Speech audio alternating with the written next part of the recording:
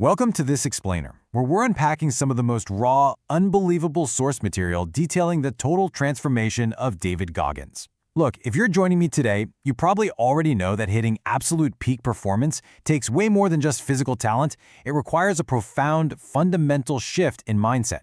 So today, we're doing a deep dive into exactly how that mindset is forged, mapping out a journey that literally redefines the limits of human endurance. Let's get right into it.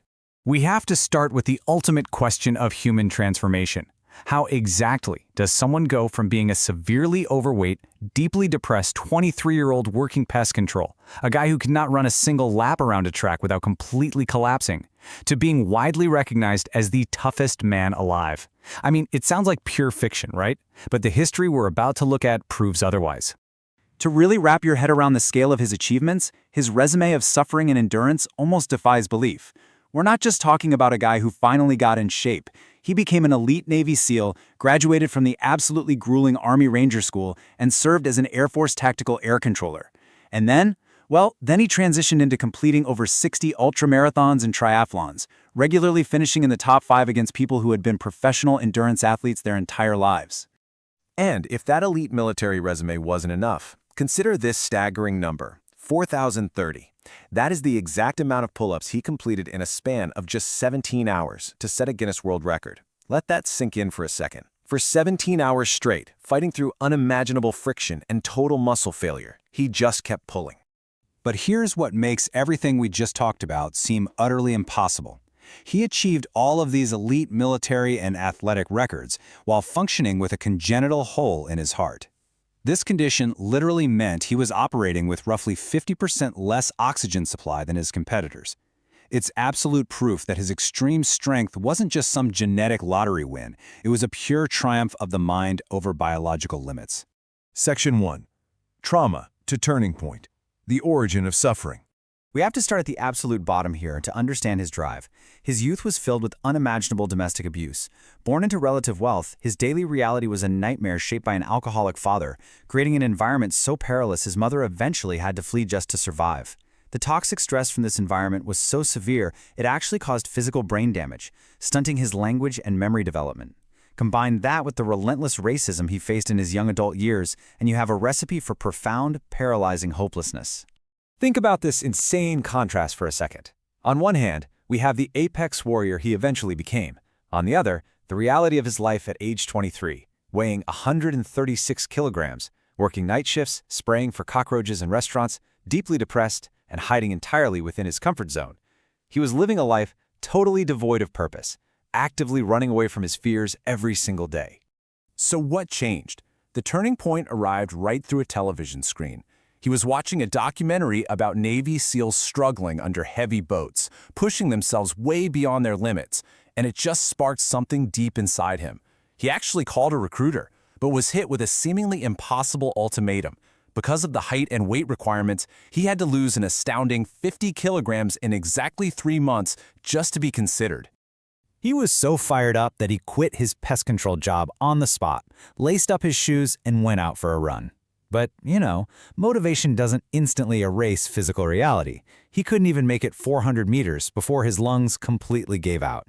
He collapsed out of breath and dragged himself back home in absolute shame, hiding away for weeks. But then, a vital shift occurred. He was watching his favorite Rocky movie, specifically that scene where the boxer is getting brutally beaten, but flat out refuses to stay down on the mat, and it gave Goggins a massive revelation. He realized that the physical limits he felt at that 400-meter mark weren't actually final. It sparked this core realization. Physical and mental limitations are not real. They are entirely constructed in the mind. With that flip in perspective, he went back to work, relentlessly pushing his limits every single day. And yes, he ultimately lost those 50 kilos in 3 months. Section 2. Building a Calloused Mind. The Crucible of Hell Week. Now, the crucial point derived from the source material is this concept of the calloused mind. Think about what happens when you lift heavy weights. The soft skin on your hands develops thick, hard calluses to protect you, right? Well, the exact same biological process applies to your brain. Enduring extreme hardship and friction and actively choosing not to quit hardens your psychology. You literally train your brain to embrace pain and discomfort as a useful tool rather than a threat.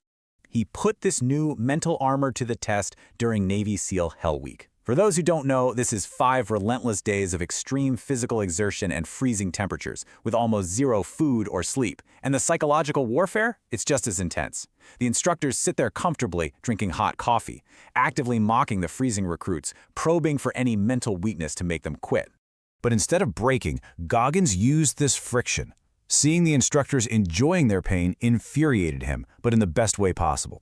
He rallied his freezing, suffering teammates, boat crew too. They lifted their immensely heavy boat up over their heads and began screaming this defiant chant, "You can't hurt boat crew 2." They were throwing the boat in the air, absolutely stunning the instructors, who were just waiting for them to fold. They took complete control of their own suffering. What's genuinely fascinating here is the actual biology behind that moment. This isn't just cheap motivational speaking. It's literal neurology. If you're struggling with a late-night study session or a brutal workday, remember this biological shift. When you entertain negative thoughts and want to quit, your parasympathetic nervous system pulls you toward comfort, sapping your energy. But refusing to quit, pushing directly into that discomfort, triggers your sympathetic nervous system. It creates an energizing hormonal surge, gives you heightened focus, and provides a massive second wind. Section 3. Defying your true limits, the 100-mile qualifier. Let's talk about the Badwater 135. To even qualify for one of the toughest foot races on Earth, he had to run 100 miles in under 24 hours. Keep in mind, he had never run 100 miles before in his life. He started the race significantly heavier than the typical hyper-lean ultra runner. By mile 70, his body was an absolute catastrophic failure. He was urinating blood, his toes were broken, the skin was literally peeling off his feet, and he collapsed. Yet somehow he pushed through that complete physical destruction to cross the 100-mile mark. Which brings us to the ultimate question, a question we all face in our own personal battles. What do you do when you are totally broken, in agony, and feel like you have absolutely zero energy left to give to your project, your family, or your goals? How do you take even one more step when your biology is screaming that it's over? Goggins' answer is the cookie jar. It's a mental tool directly inspired by his mother, who used to keep a jar of cookies and give him one as a reward for good behavior when he was a kid. But in his adult life, the cookies are his past achievements. It's a mental framework for reaching into your memory during moments of total despair and pulling out solid, undeniable proof of your own resilience. He used this tactic constantly. When he was trying to lose that massive 50 kilos, it felt impossible, but he would reach into that mental cookie jar and remember, wait, I managed to lose 5 kilos in my first week. You don't use past victories to get comfortable and pat yourself on the back. You use them as aggressive fuel to prove to your brain that you have survived and conquered impossible odds before. And this brilliantly illustrates the core philosophy of his suffering, the concept that really binds all of this together, the 40% rule. That 40% mark represents the exact point where your brain tells you that you are completely done, that you have hit total physical and mental exhaustion. But that massive 60% remaining, that is entirely untapped potential, just sitting dormant inside you. When your body and mind are screaming at you to stop, you have to realize the truth of this quote.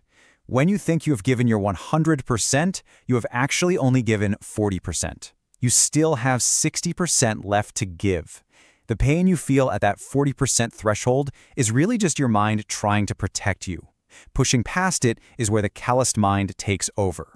You have massive reserves left in the tank to keep fighting. As we wrap up this explainer, I don't want you to just marvel at David Goggins' story as some crazy anomaly. I want you to look at your own life right now and ask yourself this uncomfortable question. What limitations are you accepting today that exist entirely in your own mind? Whether it's your career, your fitness, or your personal growth, where are you stopping at 40%? Because the science of grit shows us that the ceiling you see isn't real. It's literally just the beginning. Thank you for joining me, and I challenge you to push into that remaining 60% today.